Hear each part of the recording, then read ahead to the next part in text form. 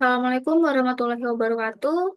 Perkenalkan, nama saya Silviana Maharani dengan NIM 210102030 dari kelompok 3 mata kuliah Sistem Operasi. Kali ini saya akan membawakan materi terkait virtualisasi sistem operasi.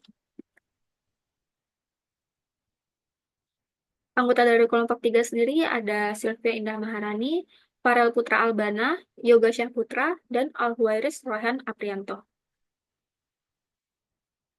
Baik, di sini ada 6 poin materi yang akan saya bawakan. Yang pertama, tipe-tipe virtualisasi. Kedua, arsitektur virtualisasi. Tiga, virtualisasi di sistem operasi. Empat, instalasi dan konfigurasi mesin virtual. Lima, optimasi kinerja mesin virtual. Dan yang terakhir, penggunaan virtualisasi untuk uji coba dan mengelola sistem operasi. Baik, kita masuk ke poin pertama, yaitu tipe-tipe virtualisasi. Virtualisasi itu sendiri yaitu teknologi yang memungkinkan pemisahan sumber daya fisik menjadi beberapa lingkungan virtual. Nah, jadi virtualisasi ini ada 4 tipe yang umum digunakan. Yang pertama, tipe virtualisasi hardware, yaitu memungkinkan beberapa sistem operasi berjalan di atas satu perangkat keras fisik dengan menggunakan hypervisor. Contohnya VMware ESXi dan Microsoft Hyper-V. Lalu tipe yang kedua, virtualisasi jaringan, yaitu memisahkan sumber daya jaringan fisik menjadi beberapa jaringan virtual. Contohnya VLAN atau Virtual Local Area Network dan VPN atau Virtual Private Network. Kemudian tipe yang ketiga, virtualisasi sistem operasi, mengizinkan beberapa lingkungan pengguna atau user environments berjalan di atas satu kernel operasi sistem. Contohnya Docker dan LXC atau Linux Container.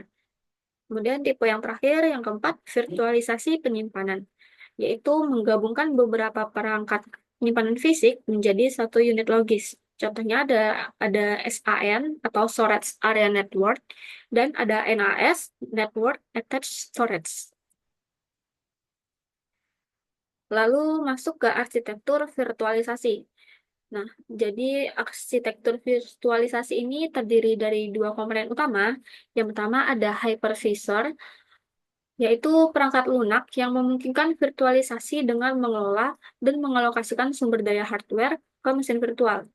Hypervisor ini ada dua jenis. Yang pertama ada tipe 1 bare metal, yaitu beroperasi langsung di atas hardware tanpa sistem operasi host. Contohnya VMware ESXi dan Microsoft Hyper-V. Kemudian ada tipe kedua, host beroperasi di atas sistem operasi host. Contohnya ada VMware Workstation dan Oracle VirtualBox.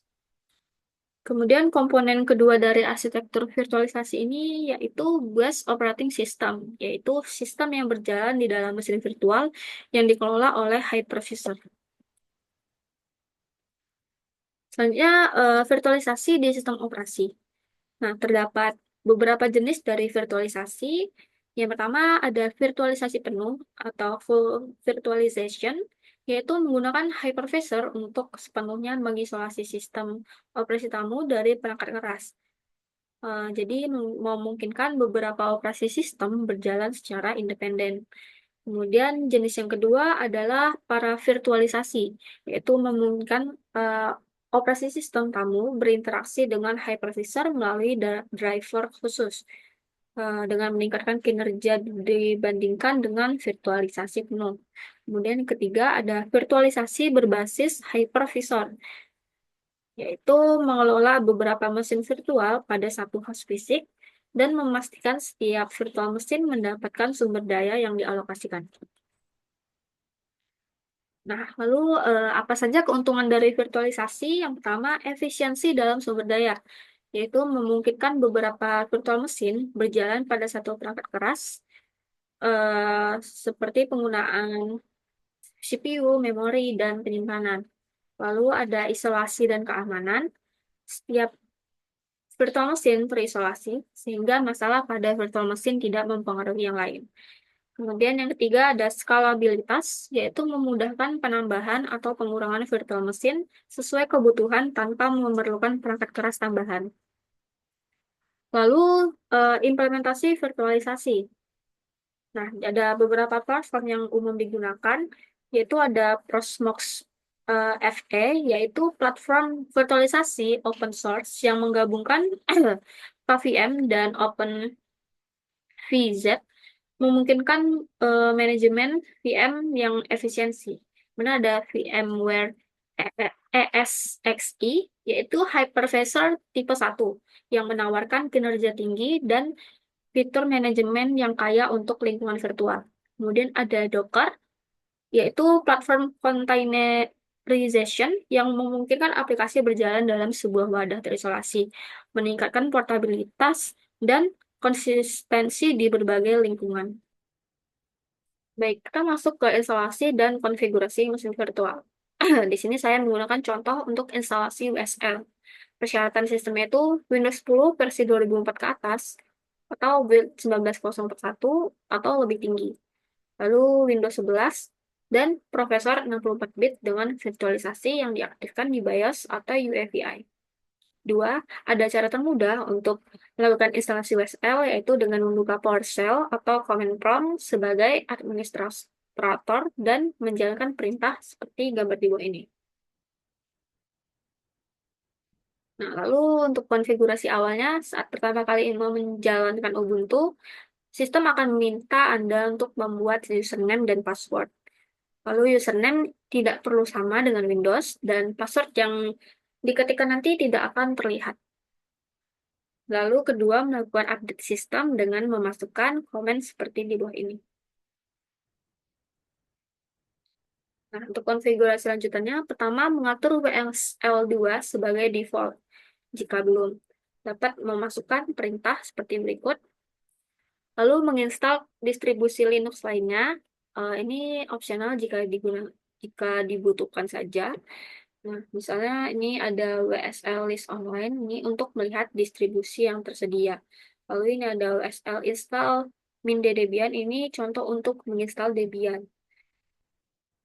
Lalu yang ketiga ada mengatur sumber daya, yaitu membuat file .wsl config di folder user Windows. Nah, dengan memasukkan, contohnya nih ada di directory C, username-nya, dan .wsl config.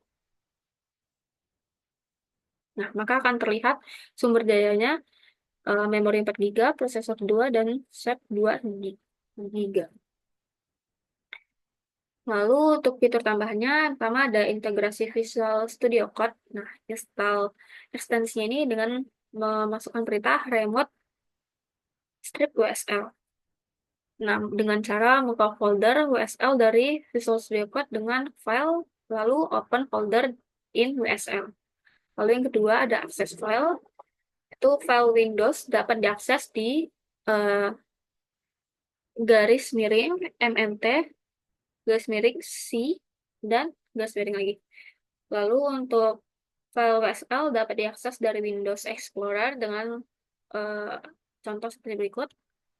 Lalu yang ketiga, manajemen WSL dengan membuat file .wsl config di folder Windows.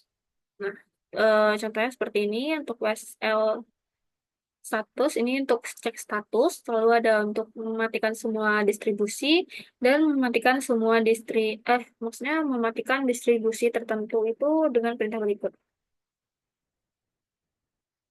Lalu teks penggunaannya, pertama performa, simpan file proyek di file sistem WSL untuk performa lebih baik. Dua, hindari menjalankan aplikasi GUI berat, menggunakan pet WSL native daripada pet Windows. Uh, Lalu yang kedua, dalam keamanan, selalu update sistem secara berkala. Jaga kerahasiaan password root dan gunakan firewall Windows untuk mengontrol akses jaringan. Nah, tips yang ketiga, melakukan backup dengan contoh seperti ini, export Ubuntu min backup, directory ini untuk backup, dan ini untuk restore-nya. Nah, lalu optimasi kinerja mesin virtual, ada beberapa teknik untuk mengoptimalkan kinerja mesin virtual. Yang pertama, pengaturan sumber daya, yaitu mengalokasikan CPU dan RAM dengan bijak untuk untuk setiap mesin virtual agar tidak terjadi bottleneck. Lalu yang kedua, penggunaan SSD. Menggunakan solid state drive untuk penyimpanan dapat meningkatkan kecepatan akses data. Yang ketiga ada snapshot dan backup. Itu gunakan snapshot untuk menyimpan keadaan mesin virtual sebelum perubahan besar dilakukan, sehingga dapat dipulihkan jika terjadi masalah. Lalu monitoring kinerja, itu gunakan alat monitoring untuk memantau penggunaan sumber daya dan melakukan penyesuaian jika diperlukan. Nah, penggunaan virtualisasi untuk uji coba dan mengelola sistem operasi. Pertama, efektivitas uji coba sistem operasi.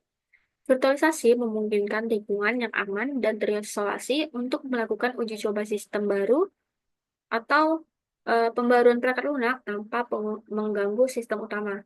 Misalnya, media berbasis simulasi dapat digunakan untuk pelatihan instalasi sistem operasi dalam keterbatasan infrastruktur komputer. Lalu yang kedua ada pengelolaan yang lebih efisien. Dengan virtualisasi, administrator dapat dengan mudah mengelola beberapa sistem operasi pada suatu perangkat kelas fisik.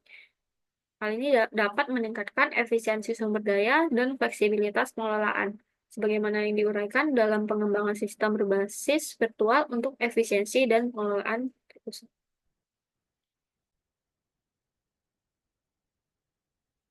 Lalu ada fleksibilitas untuk lingkungan pengujian. Virtualisasi memberikan fleksibilitas dalam membuat berbagai lingkungan penggunaan secara cepat. Hal ini mendukung pengembangan perangkat lunak dan pembelajaran berbasis teknologi seperti yang ditemukan dalam penelitian multimedia berbasis interaktif. Kemudian terakhir ada simulasi untuk pelatihan dan edukasi seperti pengembangan media pembelajaran berbasis iSpring, memfasilitasi pelatihan tentang sistem operasi dan teknologi terkait secara interaktif dan praktis. Nah, jadi kesimpulannya, virtualisasi merupakan alat yang sangat bermanfaat dalam uji coba dan pengelolaan sistem operasi, baik untuk efisiensi sumber daya, fleksibilitas pengujian, maupun edukasi. Dengan virtualisasi, sistem dapat diuji dan dikelola dengan lebih aman, cepat, dan efisien.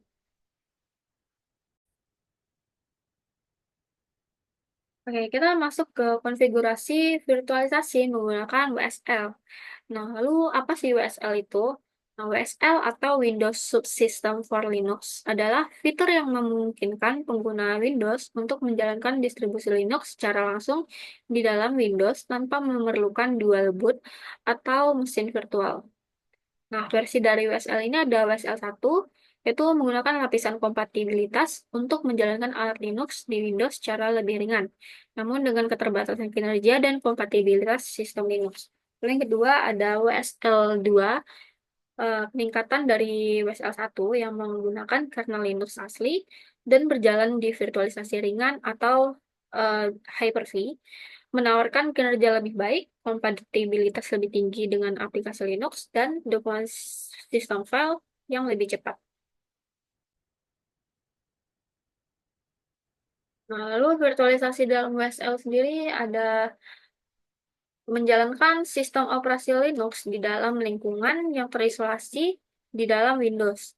Untuk WSL 2, virtualisasi ini dilakukan dengan menggunakan kernel Linux asli yang berjalan di atas Hyper-V, memungkinkan akses langsung ke fitur Linux seperti file sistem, aplikasi, dan alat pengembangan.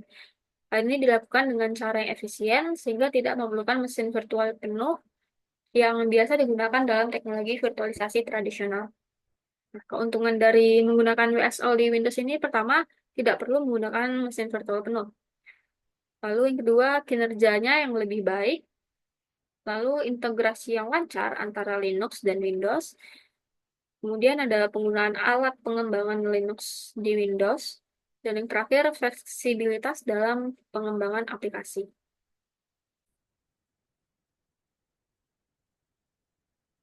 Setup WSL di CLI Windows PowerShell. Nah, tahapan yang akan dilalui pertama, memasukkan perintah WSL strip install strip d Ubuntu.